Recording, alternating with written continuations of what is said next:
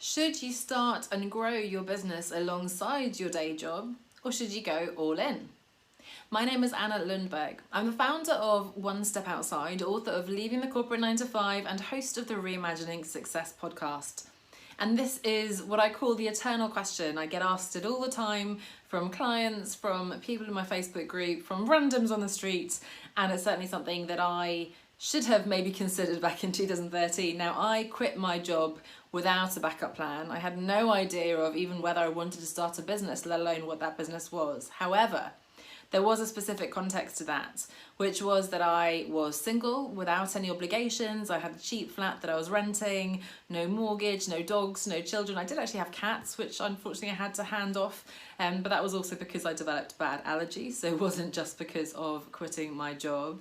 But in seriousness, I had very few financial obligations and I had quite a bit of savings buffer thanks to having had a generous salary for some time without too many expenses.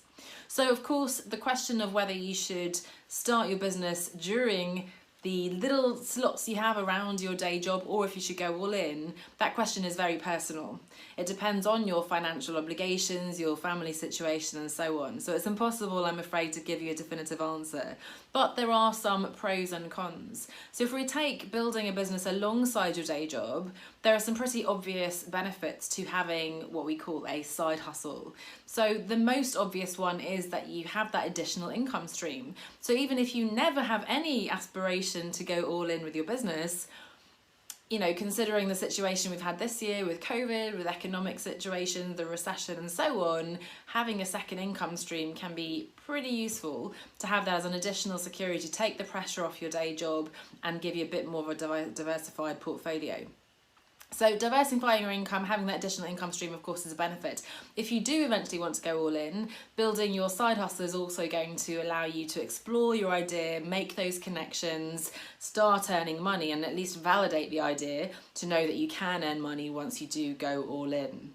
But aside from financial advantages, so many benefits to starting your business, again, even if you never have any aspiration to go all in. So you'll have ownership and accountability, complete creative control, you'll get onto a really steep learning curve, you'll make all sorts of new connections and partnerships and collaborations. And so there are lots of new hard skills, soft skills, and opportunities that you can get from developing your business alongside your job.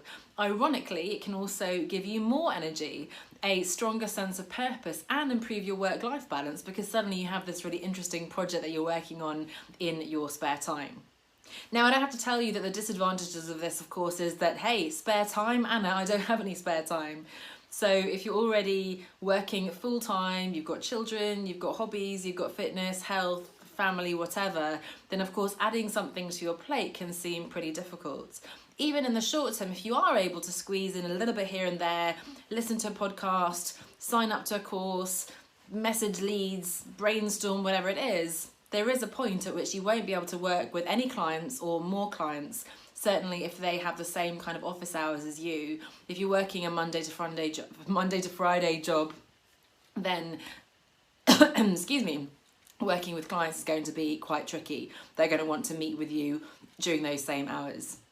So there are some pros and cons. Of course, the reverse of that is true. So going all in, the advantage is that you can focus wholeheartedly on that business. You'll have the pressure to go all in and to make it work. However, that pressure may be too much. The pressure to have all your financial expectations on a fledgling business, which, let's face it, is going to take time to get off the ground, can be too much, and the fear will creep in, and you may well find yourself getting distracted and maybe even wanting to go back to a full-time job. Now, of course, there are in-between scenarios. You can find a different job, you can ask your employer if you can go down part-time, you can begin to build your business as a side hustle and then take it all in, take it full-time when you're ready, when you feel you validated it and so on. But that's a little bit of an introduction to this topic. Of course, as ever, I'll be diving into this deeply on the podcast episode.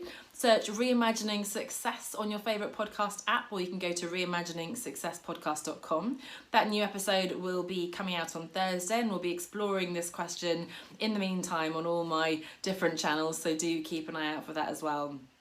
But I hope this is an interesting conversation for you. I know it's something that a lot of you are struggling with.